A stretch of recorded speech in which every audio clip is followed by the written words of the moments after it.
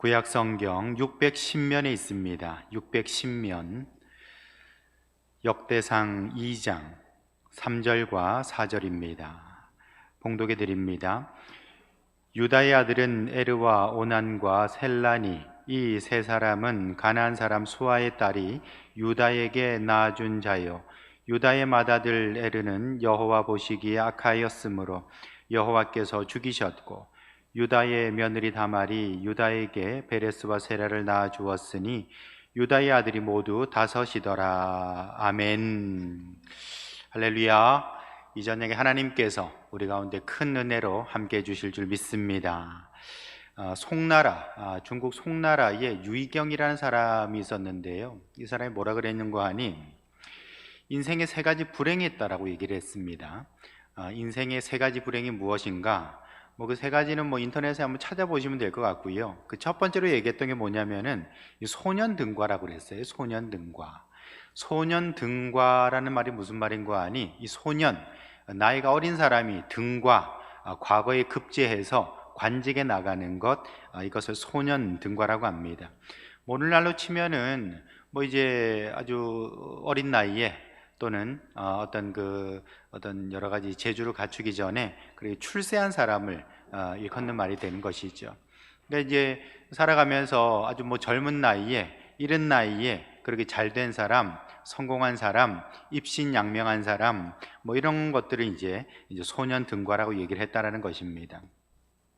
근데 이렇게 소년 등과를 하면 잘된 것 아닙니까? 예를 들어서 고등학교 조기 졸업해가지고 대학교를 일찍 들어간 사람, 또 박사 학위를 20대 때 딴 사람, 이런 사람들을 다 소년 등과라고 할 수 있을 텐데, 그런 사람들이 왜 불행하다고 하는 걸까요? 또 어찌 보면 또 이렇게 20대의 나이에 또는 30대의 나이에 국회의원이 된다든지 어떤 일가를 이룬 사람들, 이런 사람들이 다 어찌 보면 소년 등과라고 말할 수 있죠. 왜 저기 가까운 나라에도 보면 소년 등과한 사람이 있지 않습니까? 북한에도 왜 김정은이라고 30대인데 최연소 지도자라고, 저번에 무슨 EBS 교육방송에서 왜 최연소 지도자라고 해가지고 조그만한 예쁜 인형도 만들어준 것 같던데, 그런 어떤 사람들도 일종의 소년 등과한 사람이라 말할 수 있겠지요. 근데 왜 이런 것이 인생의 불행이 되는가? 왜 유이경이라는 사람은 소년 등과를 인생의 불행이라고 말했는가? 우리 조금만 생각해 보면 이해할 수 있지요. 여러분, 사람이 인생이란 걸 살아보셔서 아시겠습니다만 뭔가를 이룬다는 건 대단히 힘든 겁니다. 시험에 합격하는 것도 힘들 뿐만 아니라 어떤 내가 기업을 경영한다, 더 나아가서 나라를 경영한다, 이게 대단히 어려운 일인 것이죠.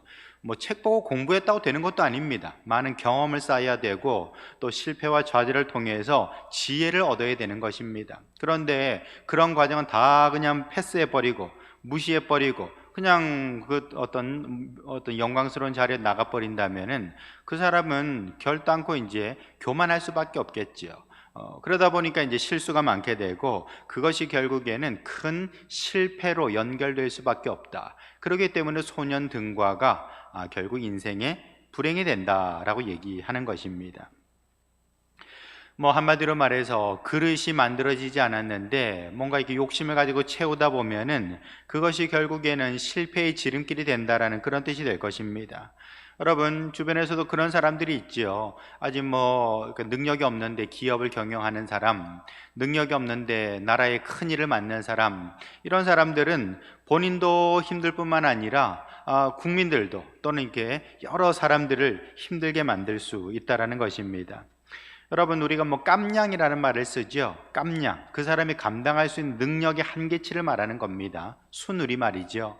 이 깜냥도 안 되는 사람들이 한마디로 말해서 내가 큰 일을 하겠다라고 앞에 나서게 된다면 그것 때문에 여러 사람들이 다치게 되고 힘들게 되고 어려워지게 된다라는 것입니다. 그러므로 우리가 기업을 경영하려는 사람 또는 국가를 경영하려는 사람, 하다못해 내가 가정의 어떤 경영자가 되고자 한다, 내가 가정을 이루고자 한다고 할 때도 마찬가지입니다. 우리는 먼저 자신의 깜냥이 어느 정도 되는가 잘 돌아봐야 되는 것이죠. 내가 과연 아버지 될 만한 또는 어머니 될 만한 그런 그릇을 가지고 있는가, 내가 과연 이런 어떤 작은 단체라도 하나 이끌 만한 그런 어떤 인덕을 가지고 있는가, 이런 것들을 잘 살펴보고 혹시 부족하다면 겸손히 열심히 배워야 되는 것이죠. 나 부족하니까 좀 도와주십시오. 나 좀 이렇게 좀 긍휼히 여겨달라고 하면서 그렇게 사람들이 지지를 부탁해야 되는 것 아니겠습니까? 그럴 때 그 사람이 뭐 부족할지라도 사람들과 함께 어우러져서 또 귀한 일들을 만들어갈 수가 있게 되는 것입니다. 여러분, 결국에는 그릇을 키우는 것이 참 중요한 것이죠. 우리가 돈을 관리하려고 할 때도 돈의 그릇이 필요합니다. 여러분, 우리가 돈 많이 주세요 하나님 앞에 기도하실 때에 먼저 하나님 돈 담을 수 있는 그릇 되게 하여 주옵소서, 그거 먼저 기도하시기 바랍니다. 또 힘을 달라고 하나님께 기도해야 되겠죠. 여러분, 우린 돈 달라고 기도하고 힘 달라고 기도해야 됩니다. 그런데 먼저 하나님, 나에게 힘 주시기 전에 내가 그 힘을 잘 다스릴 수 있는 그릇을 허락해 주십시오. 우린 그렇게 기도할 수 있어야 되는 것이죠. 여러분, 그렇게 기도하는 사람이 지혜로운 사람 되어서 결국 그 돈을, 그 힘을 정말 하나님 앞에서 유익하게 쓰고 백성들을 향해서 정말 복되게 사용할 수가 있게 되는 것입니다. 여러분, 오늘 본문에 보시면 야곱이라는 사람이, 유다라는 사람이 나오지요. 이 유다는 야곱의 네 번째 아들입니다.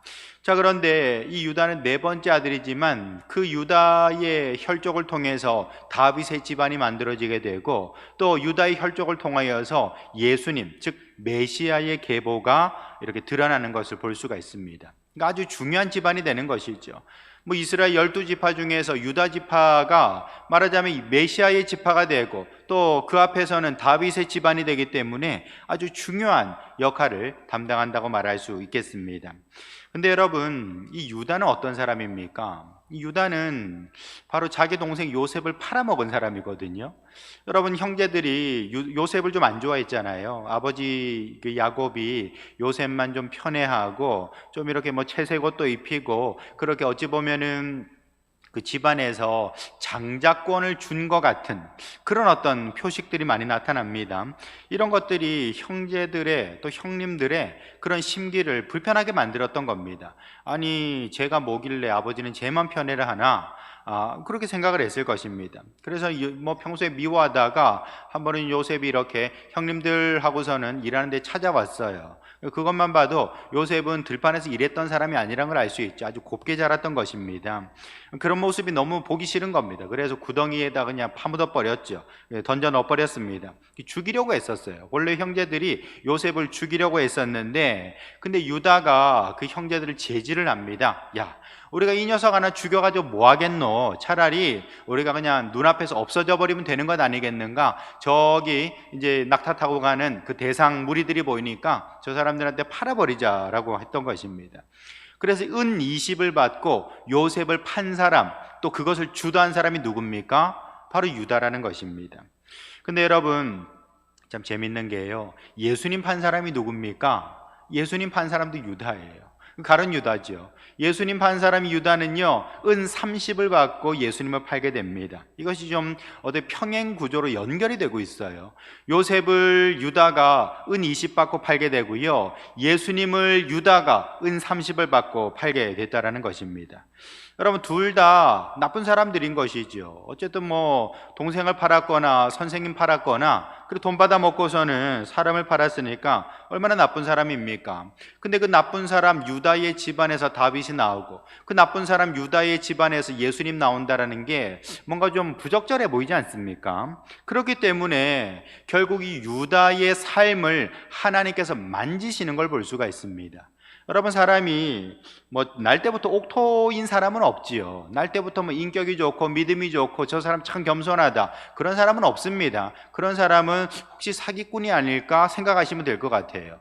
여러분, 날 때부터 처음부터 잘된 사람, 정말 멋진 인격을 가진 사람 잘 없어요. 그렇다면은 우린 다 어찌 보면은 참 돌짝밭 같고 가시덤불밭 같은 그런 인생이었는데 하나님께서 우리를 건지셔서 만지시는 겁니다. 연단하시는 겁니다. 그렇게 돌 골라내고 가시덤불 뜯어내어서 옥토로 만들어 주시는 것입니다. 그렇게 하나님께서는 우리를 통하여서 30배, 60배, 100배의 결실을 맺게 되는 줄 믿으시길 바랍니다. 여러분, 그렇다면은 유다의 삶도 마찬가지입니다. 그가 동생 요셉을 은 20 받고 팔아넘긴 사람 아닙니까? 그렇게 어찌 보면은 참 매정한 사람이고, 어찌 보면은 자신의 자리를 만들고자 그렇게 애쓰는 권력지향적인 사람이라 말할 수 있는데, 그런데 하나님께서는 그 유다의 삶을 만지셔서 그 유다의 삶을 이렇게 연단하셔서 정말 하나님의 정말 귀한 메시아의 족보로서 그렇게 만들어 나가셨다라는 것입니다. 여러분, 이런 것이 바로 은혜인 것이죠. 만약에 하나님께서 딱 달아보시고는, 야, 너는 좀 인격이 안 됐구나, 너는 정말 성격이 좀 불같구나, 너는 정말 머리가 나쁘구나, 너는 이런저런 것들이 부족하구나 달아보시고 갖다 버리신다면 우리는 아마 아무도 이렇게 하나님 앞에 설 수가 없을 거예요. 그러나 하나님께서는 그냥 달아보시고 갖다 버리시는 분이 아니고요, 고쳐 쓰시는 분인 줄 믿으시길 바랍니다. 하나님께서는 우리 부족함을 고쳐 쓰시기 때문에 우리가 이렇게 주님 앞에 나와서 예배할 수가 있게 되는 것이죠. 여러분, 유다의 삶도 참으로 부족함이 많고, 얼마나 참 어찌 보면 모질고 얼마나 부족함이 많은 사람입니까? 그러나 하나님께서 그 유다의 삶을 바꾸셨어요. 유다의 삶을 고치셔서 다윗의 계보로 만드시고 메시아의 계보로 그렇게 만들어 주셨다라는 것입니다. 오늘 저와 여러분들은 유다의 삶에서 어떤 연단이 있었는가, 어떻게 그가 하나님 앞에서 연단받아 서게 되었던가 함께 살펴보시고, 저와 여러분들의 삶 속에서도 하나님의 고치심과 만지심이 있어서 주님 앞에 귀히 쓰임받는 그런 복된 성도들 될 수 있기를 예수님의 이름으로 축원합니다. 첫 번째로, 유다는 아주 세속적인 인생을 살았다라는 것을 우리가 말씀을 통해 알 수 있습니다. 우리 3절 말씀 보시죠. 유다의 아들은 에르와 오난과 셀라니, 이 세 사람은 가나안 사람 수아의 딸이 유다에게 낳아준 자요라고 했어요. 여러분, 지금 유다의 3명의 아들이 나오고 있죠. 엘과 오난과 셀라입니다. 여기는 에르, 오난이라고 되어 있습니다만, 원래 이제 창세기에 보시면 에르가 이제 엘이라고 나와 있는 것이죠. 근데 엘과 오난과 셀라, 이 세 사람이 바로 유다의 아들이라고 얘기를 하고 있어요. 자, 그런데 여러분이 엘이라는 이름의 뜻은 각성한다는 뜻을 가지고 있습니다. 눈 뜬다라는 것이죠. 오난이라는 이름은 힘이라는 뜻을 가지고 있습니다. 그리고 셀라라는 이름은 청원한다, 부탁한다, 하나님도 나 이거 좀 주세요 하고 청원하는 거, 그런 이제 의미를 가지고 있는 것이죠. 근데 이 세 아들, 어찌 보면 참 귀한 이 세 아들을 낳아준 사람이 누군가, 바로 가나안 사람 수아의 딸이 유다에게 낳아준 세 아들이라고 기록이 나와 있는 것이죠. 그러면 여러분, 이 수아라는 사람은 어떤 사람인가? 이 수아라는 사람은 여러분, 이 이름의 뜻이 부자라는 뜻을 가지고 있습니다. 수아는 부자입니다. 부자. 여러분, 우리가 이 성경에서 이름이 기록이 되어 있다, 또 이름의 뜻들이 있지 않습니까? 이런 것들이 사실 여러 가지 암시들을 주고 있는 걸 볼 수가 있죠. 연결해 보면 참 재밌는 결과들이 많이 나옵니다. 근데 여기서 보시면은 지금 유다의 장인이 누구라고요? 수아라는 사람입니다. 근데 수아라는 사람의 이름은 뜻은 뭐라고요? 부자라는 뜻을 가지고 있다는 것이죠. 유다의 아내의 이름은 나오지는 않지요. 자, 그런데 유다의 장인의 이름은 나오고 있어요. 여러분, 여기서 의미가 있는 겁니다. 아니, 정작 아내의 이름은 나오지 않고 장인의 이름이 나온다. 근데 장인의 이름의 뜻이 부자라는 것입니다. 부자. 한마디로 말해서 유다는 누구 집에 장가를 간 겁니까? 부자 집에 장가를 간 겁니다. 왜요? 거기서 많은 것들이 이익을 얻을 수 있잖아요. 우리 결혼이라는 것이 언제나 많은 이익을 가져다 주는 일종의 비즈니스가 될 수 있습니다. 그렇기 때문에 옛날의 왕들 같은 경우는 정략 결혼을 하잖아요. 딴 거 안 봅니다. 내가 저 나라와 결혼해서, 저 지방과 결혼해서 어떤 이익을 얻을 것인가, 그런 거 생각하면서 이렇게 결혼하게 되는 것이죠. 여러분, 그런데 이 유다는 이 수아라는 사람의 사비가 됨으로써 나름대로 어떤 참 생각하는 것들이 있었을 거예요. 내가 부자 집에 결혼을 하니까 이런저런 것들 얻지 않겠나 생각했을 것입니다. 여러분, 그렇게 낳은 아들이 누구라고요? 엘과 오난과 셀라라는 것이죠. 각성과 힘과 청원이라는 아들을 얻었다라는 것입니다. 여러분, 이렇게 이 자식들의 이름을 가만히 보게 되면 어떤 것을 알 수 있습니까? 지금 이 유다가 이 힘, 권력, 이런 것에 눈을 떠서 그것을 원하고 있다, 그것을 구하고 있다라는 것을 나타내 주고 있는 것이죠. 여러분, 이렇게 장인의 이름 또 세 아들의 이름을 통해서 유다는 어떤 사람인가 하는 것을 암시해 줍니까? 유다는 세속적인 사람이다라는 것을 알 수 있습니다. 세속적인 사람, 다시 말해서 특별히 권력지향적인 사람이라는 걸 알 수가 있는 거예요. 실제로 그가 요셉의 문제를 처리하는 데 있어서도 어떤 그런 모습들이 나타납니다. 여러분 아시다시피 요셉을 이제 구덩이에 빠진 요셉을 은 20 받고 다 팔아버리자고 제안했던 사람이 유다입니다. 물론 다른 형제들도 요셉이 싫었지요. 하지만 여러분 특별히 유다는요, 이 요셉에 대해서 어찌 보면은 경계하는, 이게 나름 라이벌로 이게 경계하는 그런 어떤 마음들이 있었을 거예요. 결국에는 요셉을 축출함으로써 자기가 어떤 아버지에게서 대권을 이어받는 그런 어떤 지위를 가지고자 했던 것입니다. 여러분 언제나 그렇습니다. 집안 안에도 권력투쟁이라는 게 있어요. 오늘날에도 재벌가 이런 데 보면은 권력투쟁 이런 게 있지 않습니까? 대단하죠. 그처럼 지금 이 야곱의 집안에도 지금 유다를 비롯해서 여러 형제들이 권력 투쟁을 벌이고 있다. 그런 과정에서 희생된 사람이 바로 요셉이다라는 것을 우리가 짐작해 볼 수 있습니다. 근데 이런 권력투쟁에 주도적인 역할을 했던 사람이 누굽니까? 유다지 않습니까? 유다는 굉장히 리더십이 있던 사람이었던 것 같아요. 나중에도 보시면은 이제 애굽의 총리 앞에 갈 때 베냐민을 데리고 갑니다. 근데 애굽의 총리가 요셉이죠. 이 요셉 총리가 야, 베냐민이 내 거 훔쳐갔으니까 너 저기 벌 받아야 된다니까 유다가 나서 가지고 이 아이는 돌려보내시고 저를 대신 벌해달라고 얘기를 하지 않습니까? 이런 것들을 통해서 유다는 굉장히 리더십이 있는 사람이다 라는 것을 알 수가 있습니다. 리더십이 있기 때문에 권력력도 가지고 있는 사람이라 말할 수 있겠죠. 여러분 여기서 우리는 유다의 모습을 잘 들여다볼 수 있는데요, 결국 어떤 모습입니까? 유다라는 이름의 뜻이 찬송입니다. 유다는 찬송, 찬양의 이름을 뜻을 가지고 있어요. 야곱이 유다라는 이름을 지을 때 어떤 마음으로 지었겠습니까? 당연히 하나님 찬송 받으시옵소서 라는 뜻으로 찬송이라는 이름을 지어줬을 거예요. 그러니까 그 유다는 이 이름의 뜻처럼 하나님을 찬송하며 살아가면 참 정말 좋은 사람인 것이죠. 정말 멋진 인생이라 말할 수 있습니다. 근데 여러분 언제나 이 죄와 의는 종이 한 장 차이입니다. 여러분 내가 찬송을 하는데 하나님 찬송하면은 의로운 사람인 거고요, 자기를 찬송하면은 죄인 아니겠습니까? 여러분 결국 에덴 동산에서도 에덴의 아담의 그런 어떤 인생도 나눠진 게 딴 것 아니죠. 본래는 그가 하나님의 영광을 위해서 사는 사람인데 마음 잠깐 고쳐 먹으니까 그래 나도 좀 찬송 좀 받아보자, 나도 예배 좀 받아보자, 그렇게 되는 것이죠. 여러분 루시퍼가 딴 게 루시퍼입니까? 결국에는 자기를 찬송하는 사람이 다 루시퍼고 마귀가 되는 것입니다. 루시퍼도 본래는 하나님을 찬양하는 존재인데 마음 고쳐먹고는 내가 신처럼 되겠다, 그렇게 되는 것이 바로 루시퍼의 모습이 되는 것이죠. 여러분 이것이 유다의 마음이고요, 이것이 결국에는 인생의 속성이라는 것입니다. 우리도 이 세상을 살아가면서 왜 돈 법니까? 내가 높아지려고 돈 버는 것이죠. 왜 힘을 가집니까? 내가 다른 사람들 앞에 군림하려고 그렇게 힘을 가지려고 나는 것 아니겠습니까?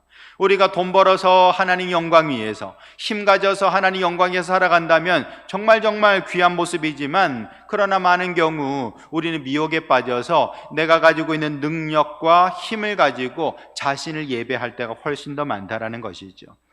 유다도 결국에는 이 부자 사위가 돼가지고 엘과 오난과 셀라라는 그런 어떤 이름의 아들들을 낳는 걸 보니 아하, 이 사람도 세속에 물든 사람이구나, 세속적인 그런 성공을 추구하는 사람이구나 하는 것을 알 수가 있는 것입니다. 여러분 그런데 하나님께서 어떻게 유다의 삶을 만져주셨습니까? 여러분 이제 유다 그 후손에서는 다윗이 나오게 되고 또 유다 자손에서 이제 예수님이 나오게 되는 것입니다. 자 그렇다면은 이게 원인과 결과가 뒤바뀌어질 수도 있는 거니까요, 이런 어떤 결과치를 본다면 하나님께서는 반드시 유다의 삶을 만져주셔야 되는 거예요. 그냥 세속적인 인생으로 둬가지고서는 여러분 그 집안에서 다윗이 나올 수 없고 그 집안에서 예수님이 나올 수가 없는 것 아닙니까? 그러므로 하나님께서는 유다의 삶을 만지셨죠. 어떻게 만지셨습니까? 3절 하반절에 보시면은 유다의 맏아들 에르는 여호와 보시기 악하였으므로 여호와께서 죽이셨다라고 했습니다.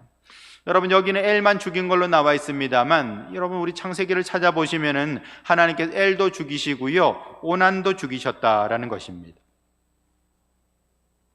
여러분, 이렇게 엘도 죽고 오난도 죽고 나중에는 마지막 아들 셀라 있지요. 셀라도 물론 죽지는 않았습니다만 그 뒤에 전혀 기록이 나오지는 않습니다. 그러니까 사라져버리게 되는 것이죠. 성경에서 등장인물에서 빠져버리게 된다는 것입니다. 한마디로 말해서 하나님께서는 이 가나안 사람 수아의 딸을 통하여 낳은 이 세 아들 엘과 오난과 셀라, 이 세 아들을 갖다가 성경에서 다 지워버리셨다는 것입니다. 여러분, 이걸 통해서 하나님께서 무엇을 우리에게 가르쳐주고 있습니까? 여러분, 우리가 아들을 낳는다라는 것, 자식을 본다라는 것은 우리의 열매에 해당되는 것이죠. 내가 합격하는 것도 내 자식인 것이고요, 내가 승진하는 것도 내 자식인 것이고, 내가 사업에 성공하는 것, 내가 좀 명예와 권력을 얻는 것도 다 내 자식입니다. 그런데 그 모든 나의 자녀들이 하나님의 영광되지 못할 때에는 하나님께서 그것을 다 지워버리시는 겁니다. 내가 높은 자리에 올라갔다 할지라도 하나님께서 끄집어 내리실 때가 있다는 거예요. 어떤 방법을 써서든지 간에 하나님께서는 내가 오른 그 자리에서 내려오도록 만들어서 자신을 돌아보는 시간을 갖도록 만들어 주신다는 것입니다. 여러분, 이걸 통해서 오늘 하나님께서 우리에게 들려주시는 것은 죄를 끊어야 산다라는 것입니다. 한번 따라서 해보시죠. 죄를 끊어야 산다. 여러분, 이렇게 엘과 오난과 셀라, 이 아이들이 잘못이 있다는 건 아닙니다. 그러나 중요한 것은 결국에는 정말 이 유다가 이 가나안 사람, 이 수아의 딸을 통해서 낳은 어찌 보면 세속적인 욕망의 그런 열매들에 대해서 하나님께서는 거부하고 계시고 지워버리고 계시다라는 것입니다. 마태복음 5장 29절에 보시면 만일 내 오른 눈이 너로 실족하게 하거든 빼어내버리라. 내 백체 중 하나가 없어지고 온몸이 지옥에 던져지지 않는 것이 유익이라 라고 했어요. 여러분, 이 말씀을 우리가 평소에 읽어보면은 어떻게 눈이 범죄했다고 눈을 뽑아버리나, 아니 손이 범죄했다고 어떻게 손을 잘라버리나, 그렇게 말할 수 있을 겁니다. 물론 실제로 눈을 뽑아라, 손을 잘라라 그런 뜻은 아니겠죠. 그런데 중요한 건 뭐냐면요, 내 것이라고 여겼던 욕망, 내 것이라고 여겼던 세속적인 열매들, 그거 잘라내지 않으면은, 그거 변화되지 않으면은 내가 하나님 앞에 바로 설 수 없다라는 것입니다. 유다가 다윗의 조상이 되고 예수님이 조상되기 위해서는 어떤 과정이 있어야 됐습니까? 엘과 오난과 셀라라고 하는 지극히 세속적인 욕망의 열매들을 다 끊어내고 지워버리는 과정이 필요했다라는 것이죠. 이걸 통해서 그는 하나님 앞에서 비로소 쓰임받는 인생이 될 수 있었다라는 것입니다. 그러므로 성도 여러분, 저와 여러분들도 구원받고 저와 여러분들도 이 세상 가운데 쓰임받기 위하여서 주님 앞에서 참으로 우리의 모든 죄의 열매, 욕망의 열매를 끊어내어버리는 성도들 될 수 있기를 예수님의 이름으로 축원합니다. 2003년에 미국에서 어떤 그 조난 사고가 있었습니다. 유타주에 가면은 블루존이라고 하는 그런 캐년이 있다고 합니다. 협곡이 있다라는 거예요. 그랜드 캐년이라고 아시죠? 한 번씩 들어보셨을 겁니다. 그처럼 유타주에도 가면은 블루존 캐년이라고 여러 협곡들, 이제 바위들이 있는 그런 어떤 협곡이 있다는 것이죠.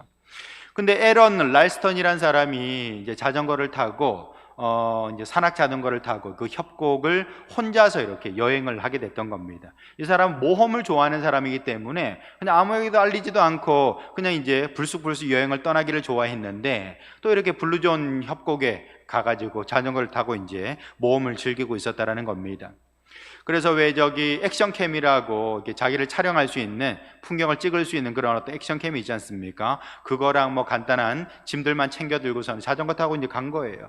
근데 어찌어찌 하다가 이 사람이 이제 바위 틈에 그만 이제 빠지고 말았다는 것입니다. 그리고서는 이 팔이 바위 틈에 이제 끼어버리고 만 거예요.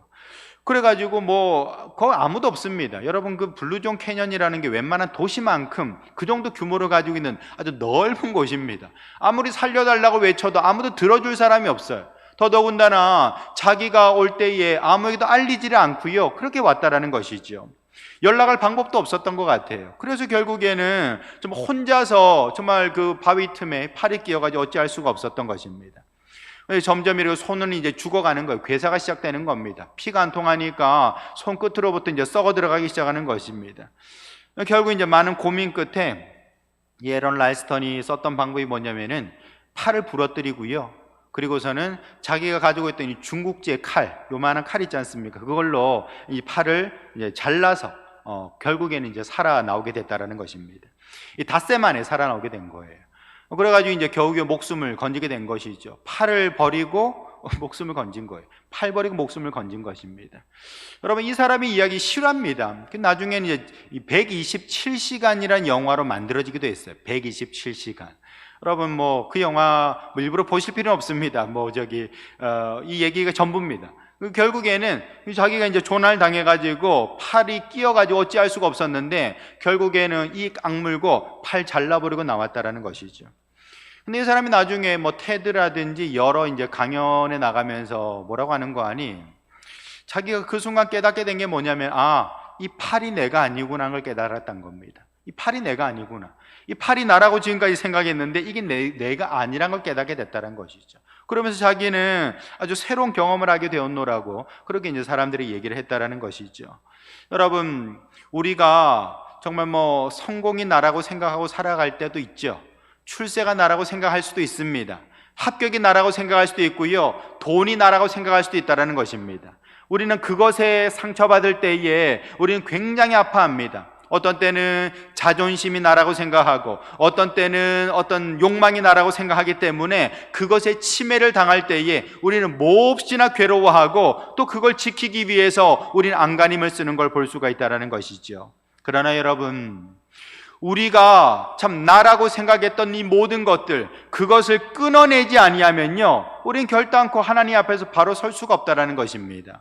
여러분, 우리가 지금까지 죄를 부둥켜 안고 살아왔습니다. 이것도 내 것, 저것도 내 것이라고 생각하고 살아왔지요. 하지만 주님께서는요, 너라고 생각하는 그 모든 죄를 끊어내어야만 그렇게 살 수 있다라고 우리들에게 말씀해 주고 있는 것입니다. 그러므로 성도 여러분, 우리의 삶 속에 여전히 끊어내버리지 못하는 죄가 있다면은 여러분, 우리가 주님 앞에서 결단하시고 잘라내어버릴 수 있기를 축원합니다. 왜냐하면 그 죄를 잘라내어야만 우리는 생명을 구할 수 있고요, 그 죄를 잘라낼 때에 우리는 비로소 유다와 같이 쓰임받는 인생이 될 수 있기 때문인 것입니다. 저와 여러분들은 하나님이 미워하시는 죄를 다 잘라낼 수 있는 그런 성도들 될 수 있기를 예수님의 이름으로 축원합니다. 두 번째로, 유다는 다말을 통해서 인생이 바뀌게 된다라는 것이죠. 우리 4절 상반절에 보시면 유다의 며느리 다말이 유다에게 베레스와 세레를 낳아 주었다라고 했습니다. 여러분, 이 유다가 이제 이 다말과 함께 동침함으로써 베레스와 세라, 이 쌍둥이입니다. 이 쌍둥이가 이제 태어나게 되었다라고 얘기를 하고 있죠. 근데 여러분, 이 다말이라는 사람이 누군가? 다말은 유다의 며느리입니다. 여러분, 이 누구의 아내인고 하니 바로 유다의 첫째 아들 엘의 아내가 바로 다말인 것입니다. 근데 이 다말이 이 엘과 결혼을 했는데 자식이 없이 죽었어요. 여러분, 자식이 없이 죽고 나니까 이 다말이 어떻게 되는고 하니, 여러분, 고대에는 이 형사 취수제라는 게 있습니다. 우리 역사에도 보면은 부여라든지 고구려 위쪽에 이제 여러 유목 부족들, 우리 조상격이라고 하는 그런 부족들 있지 않습니까? 그런 부족들에도 이 형사 취수제가 있는데요. 이게 뭐냐면은 옛날에는 여자라는 거, 아내라는 거 존재 자체가 하나의 또 재산으로 생각했기 때문에 이제 남편이 죽어요. 그럼 그 아내를 갖다가 보내지 않습니다. 왜냐하면 일종의 노동력인 것이죠. 그래서 그 집안에서 동생이 이제 결혼을 다시 한다든지 이런 식으로 해가지고 대를 잇도록 만들어 줬다라는 것입니다. 그 형님 엘이 죽었으니까 누가 이제 다말과 결혼해야 되는 겁니까? 오난이 결혼해야 되는 것입니다. 근데 오난도 죽어버렸어요. 여러분, 엘도 죽고 오난도 죽었습니다. 근데 가만 보니까 유다가 겁이 나는 겁니다. 야, 우리 셀라까지 이게 다말하고 결혼하게 되면은 이 셀라도 죽는 건 아니야. 그럼 내 대가 다 끊어지는 거잖아. 걱정이 돼가지고 이게 다말 보고 뭐라 그러는 거 아니? 며느라가 뭐 이만저만 하니까 아직 셋째 아들은 너무 아직 어리니까 좀 더 커야 된다. 그러니까 너희 친정집에 좀 가 있어라 하고서는 보내버리게 된다라는 것이죠. 여러분, 이게 말이 뭐 친정에 좀 가 있으라는 것이 사실은 이게 결혼이 깨진 겁니다. 추방당한 것이죠. 이렇게 되면은 다말은 이미 결혼은 했으니 뭐 딴 집에 결혼할 수도 없는 노릇이고요. 결국에는 이렇게 혼자서 이렇게 늙어갈 수밖에 없는 것이죠. 그래서 다말이 어떤 꾀를 내는고 하니 이제 매춘부로 자기를 위장을 해요. 그래서 소 파는 시장에 가가지고 자기 시아버지를 기다립니다. 그리고 시아버지를 유혹을 해가지고 결국에는 이제 동침을 하게 되는 것이죠. 유다는 매춘부인 줄 알고 소 판 돈 얼마를 가지고 여자를 사서 동침을 하게 됐는데 알고 보니까 그가 바로 며느리 다말이었던 겁니다. 이 동침의 결과로서 나온 아들이 바로 베레스와 세라라는 것이죠.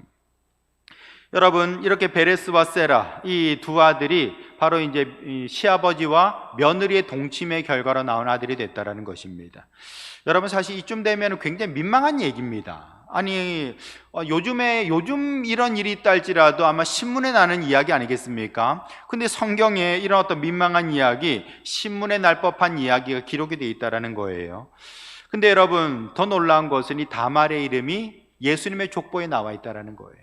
여러분, 우리가 마태복음에도 보시면은 1장 3절에 유다는 다말에게서 베레스와 세라를 낳았다라고 했습니다. 여러분, 아브라함과 다윗의 계보라고 하면서 그 예수님의 족보를 쭉 읽고 있는데 거기에 유다는 며느리에게서 베레스와 세라를 낳았다라고 얘기를 하고 있는 거예요. 여러분, 이건 전 두고두고 이렇게 남사스러운 일 아니겠습니까? 야, 어떻게 유다는 자기 며느리하고 이렇게 동침해가지고 애를 낳았냐? 뭐 그렇게 말할 수 있다라는 것이죠. 그러면 성경이 유다를 골려주려고 두고두고 망신 주려고 지금 이렇게 기록을 해놓은 걸까요? 여러분, 유다의 망신은 예수님 망신 아닙니까? 예수님의 족보가 이런 어떤 강아지 족보냐? 이렇게 말할 수 있는 것이죠. 여러분, 그런데 왜 성경은 이것을 이렇게 드러내놓고 기록을 하고 있는 것이냐 말할 수 있습니다. 여러분, 이것은 바로 하나님의 평가인 것입니다. 하나님의 관점에서 보면은, 구속사적인 관점에서 보면은 이 다말의 사건은 전혀 다른 이야기가 될 수 있다라는 것이죠. 여러분, 결론적으로 말하면요, 이 다말은 예수 그리스도를 상징하고 있습니다. 여러분, 한번 보세요. 지금 다말이 자식이 없잖아요. 남편도 없어요.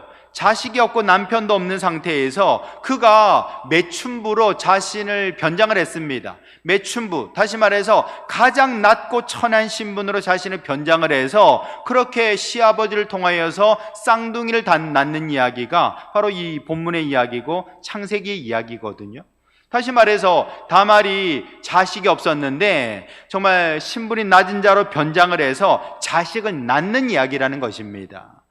자, 그렇다면은 이 이야기가 어떤 이야기로 연계됩니까? 여러분, 우리는 하나님의 자녀들이었는데 죄로 인해서 다 죽게 됐습니다. 우리는 다 멸망의 길로 가는 것이죠. 그런데 예수님께서 이걸 그냥 두고 보지 아니하시고 높은 보좌에서 내려오셨어요. 변장하셨습니다. 여러분, 이렇게 낮고 천한 자로 변장하셔서 이것을 성육신이라고 얘기하는 것이죠. 그렇게 이 땅 가운데 오셔서 우리를 구원한 이야기, 우리를 하나님의 자녀로서 등남하고 등려한 이야기, 그게 바로 구속사 아니겠습니까? 여러분, 결국에는 이 다말이 변장해서 자식 낳은 이야기나 예수님이 이 땅 가운데 비천한 모습으로 오셔서 우리를 얻은 이 사건이 연결되고 있다는 것이죠. 같은 이야기라는 것입니다. 여러분, 이 이야기는 룻기에도 동일하게 나옵니다. 나오미는 어떤 사람입니까? 결국에는 땅도 잃어버리고 정말 남편도 죽고 자식도 죽고 아무것도 남지 않은 여인 아닙니까? 망한 사람이죠. 망한 사람. 그런데 이 망한 사람 나오미가 룻을 통하여서 내가 자식을 얻었다, 내가 아들을 낳았다라고 외치는 이야기가 바로 룻기의 어떤 모든 이야기거든요. 그러므로 여러분이 룻기 자체도 구속사를 얘기하는 겁니다. 예수님 이야기를 들려주고 있다는 것이죠. 여러분, 이렇게 다말의 이야기도 자식 낳는 이야기고요, 룻기도 자식 낳는 이야기고, 예수님의 십자가 사건도 자식 낳는 이야기입니다. 그 자식들이 바로 저와 여러분들인 줄 믿으시길 바랍니다. 여러분이 다말이라는 이름의 뜻이 종려나무예요. 종려나무. 다말이란 말, 타마르라고 하죠. 타마르. 이게 바로 종려나무입니다. 여러분, 종려나무 누굽니까? 예수 그리스도시죠. 여러분, 종려나무에는요, 이게 사막에 있는 오아시스에 있는 나무고요, 뿐만 아니라 열매가 굉장히 많이 달립니다. 뭐 포도송이 저리 가라 할 정도로 엄청나게 많은 열매들이, 대추야자 열매죠, 이게 주렁주렁 달립니다. 다산의 상징이죠. 여러분, 결국에는 종려나무 대신 예수 그리스도께서 이 세계 열방 가운데 자녀들을 불러 모으시는 것을 이 다말이라는 이 이름이 상징적으로 보여주고 있는 것입니다. 그러므로 여러분, 우리가 인간적인 눈으로 보면은 이 다말이라는 사건, 이 다말이 베레스와 세라를 낳는 사건은 아유 남사스러워라, 신문 날 만한 이야기겠네 말할 수 있겠습니다만, 이 구속사적인 관점에서 보면요, 이건 바로 예수님의 십자가 이야기를 보여주고 있는 것이죠. 여러분, 다말이 두 아들을 낳았지요. 바로 베레스와 세라입니다. 여러분, 베레스라는 이름은 깨고 나온다라는 뜻을 가지고 있어요. 깨고 나온다. 마치 뭐 병아리가 알을 깨고 나오는 것처럼 깨트리고 나온다. 세라는 빛이라는 뜻을 가지고 있습니다. 여러분, 지금 이 다말이 유다에게 낳아준 두 아들의 이름의 뜻이 뭡니까? 깨트리고 나온다. 어디로요? 빛으로 나온다라는 것입니다. 여러분, 아까 셀과 오난과 그리고 셀라, 이 세 사람의 이름하고 좀 다르지 않습니까? 아까는 욕망의 이름이라면은 이 베레스와 세라라는 것은 우리가 어떤 어둠을 뚫고 정말 죄악을 깨트리고 빛으로 나아간다라는 것을 보여주고 있다라는 것이죠. 여러분, 우리가 예수님 모를 때는 죄의 정말 알 속에 갇혀 있었을 겁니다. 어둠 속에 있었던 것이죠. 그러나 예수님 만나고 나면요, 우리는 죄를 깨트리고 빛으로, 구원으로 나가게 되는 것입니다. 요한복음 8장 12절에 보시면 예수께서 말씀하시되 나는 세상의 빛이니 나를 따르는 자는 어둠에 다니지 아니하고 세상의 빛을 얻으리라 말씀하셨어요. 여러분, 예수님이 빛인 줄 믿으시길 바랍니다. 우리는 죄악 가운데 전에는 어둠이었더니 이제는 예수님 앞에 그 빛으로 나갈 수가 있게 되는 것이죠. 누가 우리를 빛으로 인도하셨습니까? 예수님이 우리의 다말 되어서, 예수님이 우리의 타마르 되어서 결국에는 우리를 생명의 빛으로 인도하시게 되는 것입니다. 그러므로 여러분, 이 다말의 이 사건은 유다가 어둠 속에 있던, 세속의 욕망 속에 가리워져 있던 유다가 이 다말, 예수 그리스도의 그림자 되는 다말을 통하여서 그가 어둠을 깨트리고 빛으로 나가는 그의 성장 과정, 각성의 과정들을 보여주는 사건이라 말할 수 있지요. 여러분, 주선태 교수님이란 분이 계십니다. 경상대학교의 축산학과 교수님이세요. 근데 이분은 40이 넘어서 이렇게 예수님을 믿게 됐답니다. 그 집안이 굉장히 어려워가지고 참 여러 가지 참 어려운 일이 많았답니다. 6.25 때 집안에 또 이렇게 안 좋은 일도 있었고, 또 아버지도 이렇게 사업을 한다고 이렇게 하셨다가 결국에는 쫄딱 망해가지고 굉장히 힘들게 살았다라는 것입니다. 그 어머니가 집안에 안 좋은 일들이 자꾸 생기니까 이 무속신앙에 아주 심취했다라는 거예요. 그래서 늘 단골로 가는 그 무당이 있을 정도로 그렇게 무속에 아주 심취를 했던 사람이었다는 것입니다. 근데 어머니가 돌아가실 때에 이 주선태 교수님한테 뭐라고 유언을 남겼는가 하니, 선태야, 너는 절대로 교회 가면 안 된다라고 이제 유언을 남겼답니다. 그 이분이 이제 늘 무속에 빠져 살던 분이고, 그렇기 때문에 선태야, 우리 집안이 잘 되려면 절대로 교회 가면 안 된다. 너 명심해라. 절대로 교회 가면 안 된다. 그거 마지막으로 유언으로 남기고 돌아가셨다라는 거예요. 그러니까 이 착한 아들 이 주선태는 어머니 유언을 갖다가 늘 마음에 품고 나는 절대로 교회 가면 안 된다라고 이제 생각을 하고 살았던 것이죠. 그렇게 이제 교수로서 이렇게 성공도 하고 이렇게 좀 잘 나가시는 분이었는데 미국에 교환 교수로 가게 됐답니다. 그래서 가족들과 함께 교환 교수로 이제 떠나게 됐던 것이죠. 근데 미국은 아시다시피 왜 그 한인 교회가 활성화되어 있잖아요. 한인 커뮤니티라는 게 다 교회를 중심으로 이렇게 연결되어 있지 않습니까? 그러다 보니까 본인은 안 나가도 딸은 이제 교회를 나간 거예요. 딸은 이제 교회 나가가지고 친구도 만나고 이렇게 한 겁니다. 그러다 딸이 아마 은혜를 많이 받은 것 같아요. 이 어린 딸이 한 번은 아빠한테 뭐라고 그런 거 아니에요? 아빠, 나랑 같이 교회 한 번만 가주세요 라고 이제 부탁을 하는 겁니다. 그럼 어머니의 유언이 뭐라고요? 선태야, 너는 절대로 교회 가면 안 된다.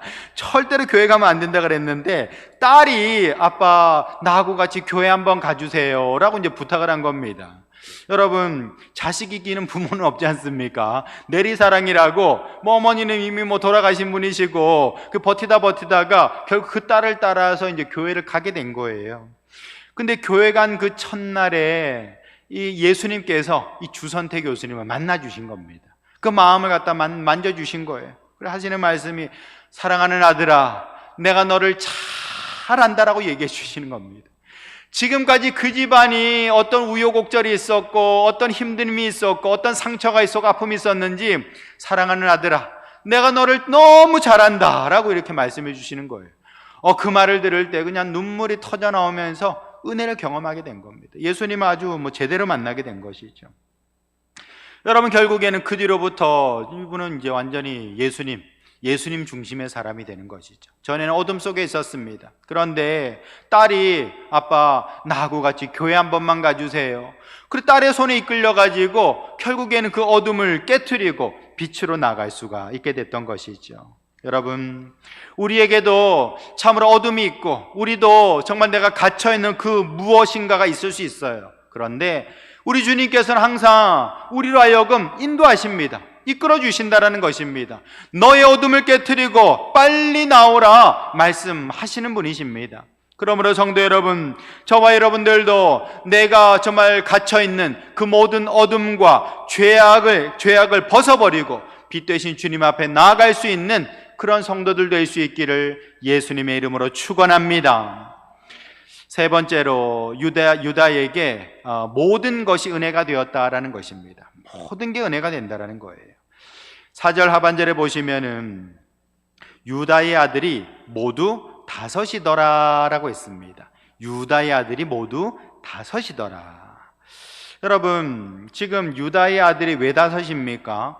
가나안 사람 수아의 딸을 통해서 낳은 아들이 바로 엘과 오난과 셀라죠. 그리고 며느리 다말을 통해서 낳은 아들이 바로 베레스와 세라가 되는 것입니다. 그 3명, 2명이니까 5명이 되는 것이죠. 여러분, 이거 사실은 근데 유다를 어떻게 보면 2번 죽이는 것이죠. 다말, 다시 말해서 자기 며느리하고 아들 낳았다는 것도 남사스러운 이야기인데 그렇게 낳은 아들을 쭉 계산해 보면 5명이야. 5명 낳았대. 그 얘기하는 것 아닙니까? 여러분, 지금 유다를 갖다가 망신 주려고 이 얘기를 하는 걸까요? 유다가 망신당하는 건 다윗이 망신당하는 것이고 또 더 나아가서 예수님 망신당하는 것 아닙니까? 근데 왜 굳이 이 5이라는 숫자를 강조해서 여기다 떡하니 적어놓고 있느냐 하는 것입니다. 왜 그러고 있을까? 여러분, 이 고대 문자는요 숫자가 똑같은 겁니다. 문자가 숫자고 숫자가 문자예요. 말하자면은 우리나라도 가나다라가 있지 않습니까? 가나다라가 1, 2, 3, 4 이렇게 연결되는 것과 똑같습니다. 이걸 히브리어에서는 이 게마트리아라고 합니다. 그러니까 히브리어 알파벳이 쭉 있으면 22개의 어떤 그 알파벳이 있는데 그 22개의 알파벳이 이제 각각 숫자를 나타내고 있다라는 것입니다. 그래서 이제 그런 어떤 그 이름의 조합, 어떤 여러 단어의 조합을 통해서 숫자로 표현하는 것이죠. 숫자 자체가 어떤 의미도 되는 것이죠. 자, 그런데 여러분, 여기서 유다의 아들이 5이라고 그랬는데 이 5이라는 숫자는 어떤 의미를 가지게 되는가? 여러분, 보통 우리가 3이라는 숫자는 하늘의 숫자라고 얘기를 하죠. 왜 하늘의 숫자가 되는가? 그거 별로 어려운 건 아닙니다. 하늘의 숫자가 되는 이유는 우리가 하늘 떡 쳐다봤을 때 볼 수 있는 게 3가지거든요. 그게 바로 해, 달, 별입니다. 해, 달, 별. 그래서 3이라는 숫자가 말하자면 하늘의 숫자라고 말할 수 있죠. 그럼 이 숫자 4는 땅의 숫자라고 말해요. 왠고하니 동서남북이거든요. 사방위가 있는 곳이기 때문에 4는 땅의 숫자가 되는 겁니다. 그러면 5라는 숫자는 어떤 숫자가 될까요? 5라는 숫자는 오망성이라 그래가지고 이거 이 5가지 이 각이 있는 이 별을 뒤집으면은 악마의 상징 이런 식으로도 얘기합니다만, 근데 여러분, 5라는 숫자 자체가 주로 이렇게 어디 쓰이는 거 아니? 성경에서는요 은혜를 나타낼 때 쓰입니다. 은혜. 왜 은혜가 되는고? 여러분 이 4라는 숫자는 땅의 숫자입니다. 근데 땅의 숫자, 인간의 숫자 아닙니까? 근데 그것만 아니라 지금 1이 더해진 거잖아요. 1이 더해졌다. 즉 하나님이 그 가운데 함께 하시는 것, 이게 바로 이제 은혜고 축복이 된다라는 것이죠.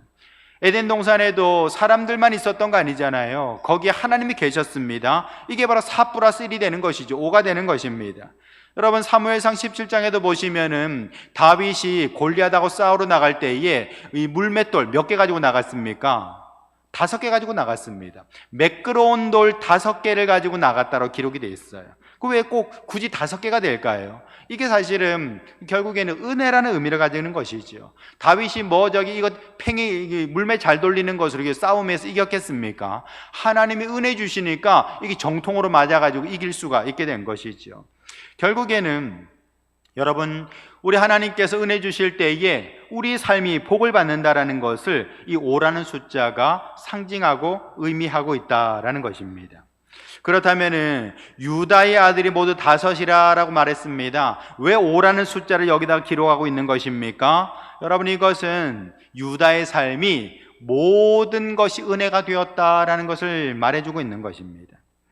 한번 보세요. 여러분 유다가 이 3명의 아들을 낳았었죠. 어떤 아들입니까? 엘과 오난과 셀라예요. 근데 엘과 오난과 이 셀라라는 아들은요 다 지워진 아들이었습니다. 여러분 여기 본문에도 나옵니다만 창세기 38장 7절에 보시면 유다의 장자 엘이 여호와 보시기에 악함으로 여호와께서 그를 죽이셨다라고 했습니다. 죄의 어떤 모습으로 나타나고 있다는 것이죠. 그래서 하나님께서 죽이셨다는 겁니다. 오난은 또 어떻습니까? 오난에 대해서도 여호와 보시기에 악함으로 여호와께서 죽이셨다고 그랬습니다. 엘도 하나님께서 저 나쁜 놈하고 죽이셨고 오난도 저 나쁜 놈하고 죽이셨다는 겁니다. 물론 셀라는 죽이시지 않았지만 셀라의 이름은 그 뒤로부터 지워져 버리고 말지요. 여러분 이렇게 이 가나안 사람 수아의 딸을 통해서 낳은 이 3사람의 아들 엘과 오난과 셀라는요 어찌 보면은 유다에 있어서는 악한 삶의 모습, 죄악된 삶의 흔적들이라고 말할 수 있어요. 반면에 며느리 다말을 통해서 낳은 베레스와 세라는 어떻습니까?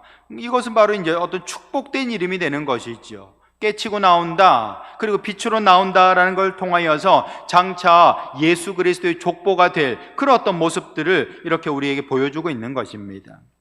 여러분 그렇다면 지금 3명의 아들은 앞에서 말한 3명의 아들은 어찌 보면은 부끄러운 아들이고 밑에 이제 2명의 아들은 어찌 보면 참 어떻게 보면 하나님의 은혜 주신 아들 아니겠습니까? 3명의 모습은 세속적이고 욕망에 가득 차고 그리고 정말 죄에 물든 어떤 모습이라면은 나머지 뒤에 이제 2 아들의 모습은 어찌 보면은 하나님의 구속사 가운데 이루어진 사건이라 말할 수 있는 것입니다. 그런데 지금 하나님께서는 유다에게 있어서 아들이 몇 명이라고 말하고 있습니까? 유다는 아들이 2명이야 그렇게 말하지 않습니다. 유다는 구속사적인 아들을 2명 낳았어 그렇게 말하지 않습니다. 유다는 정말 세속적인 욕망의 아들 3명도 있고 그리고 구속사적인 그런 아들 2 합쳐서 5명을 낳았어 라고 말하고 있다는 것입니다. 여러분 하나님께서는 그 3명과 2명의 아들, 다시 말해서 이 5명의 아들들을 다 기억하고 계시다라는 것이죠. 여러분 우리가 살아가면서 뭐 좋은 일 있습니다. 내가 은혜 받고 또 성령 충만 받고 하나님 위해서 정말 귀한 일 한 그런 어떤 일들도 있겠지요. 근데 또 반면에 또 지워버리고 싶은 과거도 있지 않습니까? 여러분 우리 왜 과거를 묻지 마세요라는 노래도 있지 않습니까? 과거 들춰내가지고 좋아할 사람은 아무도 없습니다. 뭐 과거의 사진, 뭐 졸업할 때 사진, 뭐 저기 과거에 내가 뭐 만났던 사람들 했던 뭐 저기 일들 그런 거 좋아할 사람 아무도 없다라는 것이죠. 근데 여러분 그 과거가 물론 생각해보면 부끄럽고 물론 어찌 보면은 참 남들에게 비난받을 만한 그런 어떤 일이 될 수 있다 할지라도 그건 나 아닙니까? 그것도 나인 것입니다. 여러분 우리가 살아가면서 내가 좋은 일하고 착한 일하고 괜찮은 일만 있었던 거 아니잖아요. 나쁜 일도 있고 못된 짓도 했고 얼마나 참 악한 모습들도 있습니까? 그건 역시도 나라는 것입니다. 그 좋은 것과 나쁜 것 플러스와 마이너스가 함께 모아져서 오늘의 나를 만들어내고 있다는 것이죠. 여러분 우리 이걸 잘 기억해야 됩니다. 어떤 사람은요, 정말 뭐 안 좋은 건 나 아니라고 생각하고서는 난 그런 적 없는데, 난 모르겠는데 아마 그건 잘못된 걸 거예요. 스스로 이렇게 기억을 왜곡시키는 사람도 있습니다만, 여러분, 그건 뭐 결국에는 자기 자신을 오히려 퇴보시킬 뿐이라는 겁니다. 잘못이 있으면요, 그것 또한 내 역사라고 말할 수 있어야 되는 것이고, 또한 좋은 것 또한 내 역사라고 말할 수 있어야 되는 겁니다. 그 모든 것을 하나님께서는 은혜로서 우리에게 선물로 주셨다라는 것입니다. 여러분, 그러므로 저와 여러분들은 분열적인 자아상을 가져서는 안 되는 것입니다. 오늘날의 권력자들, 오늘날의 집권자들의 모습을 보면 굉장히 분열적인 모습을 보여주고 있죠. 여러분, 우리는 이 70년 대한민국의 역사를 통해서 뭐 좋은 일도 많았고요, 또 그림자도 많았습니다. 그럼 어떡하겠습니까? 그게 다 우리 역사인 거예요. 그걸 통해서 우리는 먹고 살았고, 그걸 통해서 우리는 정말 발전했고, 산업화에 성공했고, 민주주의를 이렇게 나갈 수 있었던 것입니다. 그 모든 과정들이 정말 우리에게는 축복이고 은혜였던 것이지요. 그런데 오늘날의 집권자들은 이 분열적인 정신 상태를 가지고 있기 때문에 이거는 우리 역사 아니고 요것만 우리 역사라고 말하고 있어요. 그러면 됩니까? 그러면 안 되는 겁니다. 여러분, 하나님의 말씀을 한번 보세요. 하나님께서는 엘과 오난과 셀라는 내 새끼 아니다 내쳐버리지 않습니다. 그 역시도 나의 역사고 나의 족보다라고 품고 있다라는 것이죠. 그러므로 여러분, 우리 하나님께서는 나의 좋았던 일과 나의 안 좋았던 일, 이 모든 것을 통틀어서 은혜가 되게 하시는 분인 줄 믿으시길 바랍니다. 박재현이라는 분이 계세요. 이분이 서예 작가입니다. 특별히 이분은 성경 말씀을 서예로 이렇게 써내는 것으로 유명한 분이세요. 근데 이분도 참 어릴 때 가난하게 자라가지고 뭐 아버지가 이렇게 생활력이 없었고요. 그러다 보니까 어머니가 이제 집을 나가게 됐던 것입니다. 뭐 아버지가 생활력 없지, 뭐 어머니 집 나갔지, 완전히 뭐 저기 풍비박산이 난 그런 집안이라고 말할 수 있겠어요. 그래서 이 박재현 씨가 17살부터 일을 나갔답니다. 그래서 어디서 일했는가 하니 도자기 공장에서 일했다는 거예요. 도자기 공장 가가지고 거기서 이제 허드렛 일하면서 이제 밥벌이를 했다고 하는데, 이제 그런 어떤 힘든 삶을 살아가면서 뭐 저기서 이렇게 땡땡땡 하고 종소리가, 교회 종소리가 들려서 그 종소리가 너무 좋아가지고 교회를 나가게 됐답니다. 예수님 믿게 됐다라는 거예요. 근데 그렇게 저 도자기 공장에서 일하는데 어느 날 기침을 너무 심하게 하는 거예요. 감기가 잘 안 낫는 겁니다. 그래서 이제 병원에 가서 보니까 폐결핵이라는 거예요. 근데 이제 폐결핵인데 이 폐결핵이 너무 심해져 가지고 이거 고칠 수가 없다라는 것입니다. 그래서 이제 당신은 이제 죽을 날 아마 준비해야 될 거다, 이 사형 선고를 받게 된 것이죠. 젊은 날에 그렇게 좀 힘들게 살아왔는데 폐결핵에 걸려가지고 뭐 약 먹고 낫는 병도 아니고 이제는 내가 죽게 됐구나 생각하니까 얼마나 참 답답합니까? 얼마나 마음이 안 좋습니까? 그래서 결국에 이제 기도원에 갔어요. 뭐 병원에서 답이 없다니까 기도원에 간 겁니다. 그래서 거기서 이제 기도를 합니다. 기도하는데 뭐 기도만 할 수 없으니까 성경책도 읽었다가 찬송도 좀 불렀다가 그렇게 기도하다가 이분이 이제 성경을 쓰기 시작한 거예요. 붓으로 이렇게 쓰기 시작한 겁니다. 어릴 때 할아버지가 붓글씨를 가르쳐 줬대요. 그래가지고 내가 이 성경을 그냥 읽으면 저기 하니까 그냥 내가 한번 써봐야겠다 하고서 쭉 썼다라는 것입니다. 그래서 창세기부터 쭉 붓글씨로 쓰기 시작했다라는 것이죠. 근데 붓글씨를 쓰면 쓸수록, 붓글씨로 이게 성경을 쓰면 쓸수록 이렇게 마음이 너무나도 평안해지고 또 힘이 나는 것 같더라는 거예요. 그래서 계속해서 붓글씨를 쓴 겁니다. 붓글씨는 성경 쭉 써나가는 거예요. 분명히 이제 병원에서는 이제 얼마 못 살, 곧 죽는다고 얘기했는데 안 죽는 거예요. 금방 죽는다 그랬는데 뭐 잘 안 죽는 겁니다. 그래가지고 계속 뭐 붓글씨 쓰는데 정신이 팔려가지고 성경 말씀 쭉 써내려갔는데 가만히 이제 한참 지나고 난 뒤에 생각해 보니까 분명히 병원에서 죽는다 그랬는데 왜 안 죽지? 왜 안 죽지? 생각하는 겁니다. 병원에 갔죠. 죽는다 그랬는데 제가 안 죽어서 왔습니다 하고 가봤어요. 가서 검사를 해보니까 그 폐결핵이 다 났다라는 것입니다. 할렐루야. 우리 하나님께서는 살아계시고 역사하시는 분인 줄 믿으시길 바랍니다. 여러분, 이분이 정말 만약에 좀 폐결핵에 걸리지 않았다면 어땠을까요? 그냥 뭐 도자기 공장에서 계속 일했겠지요. 물론 뭐 도자기 공장에서 일하는 게 뭐 나쁜 건 아닙니다만, 거기서도 뭐 전문가가 될 수도 있겠습니다만, 어쨌든 이 폐결핵이라는 고칠 수 없는 아주 중한 병 때문에 하나님 앞에 나가게 되고, 그 앞에서 말씀을 쓰게 되고, 이걸 통해 가지고 병도 낫고, 나중에 이분이 이 서예 작가가 됩니다. 그래서 대한민국 예술전에 나가가지고 특선으로 이렇게 걸리기도 하고요. 아주 뭐 유명한 그런 성경 말씀 서예가가 됐다라는 것입니다. 인생이 달라지게 된 것이죠. 여러분 어떻습니까? 우리가 생각할 때는 좋은 것만 좋은 거고 안 좋은 건 싫어, 이거 내 거 아니야, 밀어내시겠습니까? 그러지 마십시오. 만약에 여러분의 삶 속에 정말 지워버리고 싶은 오점이 있고 부끄러움이 있다면요, 여러분 그거 한번 가만히 떠올려 보시기 바랍니다. 내 인생에서 왜 이런 사건이 생겼을까? 왜 나에게 이런 부끄러움의 흔적이 있고 부끄러움의 어떤 일들이 있었을까? 한번 돌아보시기 바랍니다. 여러분, 그러나 그것이 오히려 하나님 안에서 은혜가 되고 감사의 제목이 될 수 있는 거예요. 여러분, 우리 하나님은요, 좋은 것을 통해서 은혜 주시는 분이시지만 부정적인 사건을 통해서도 우리의 삶을 더욱더 성장시키고 성숙시키는 분이시라는 것입니다. 여러분, 이 비밀을 깨달을 때에 그 사람은 비로소 온전한 사람이 되는 것이죠. 온전한 사람. 여러분, 온전한 사람이라는 것은 뭐 잘 나가고 잘 되고 성공하고 박수 받고 화려한 삶을 말하는 것 아닙니다.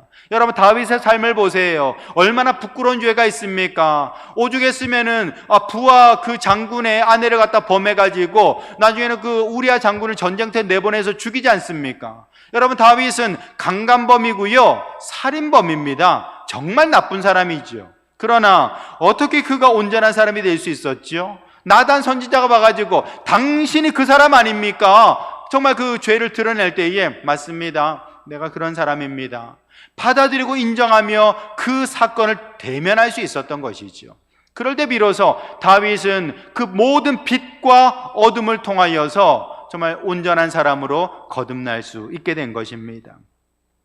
여러분, 우리 하나님께서는 빛도 짓고 어둠도 지었다 그랬습니다.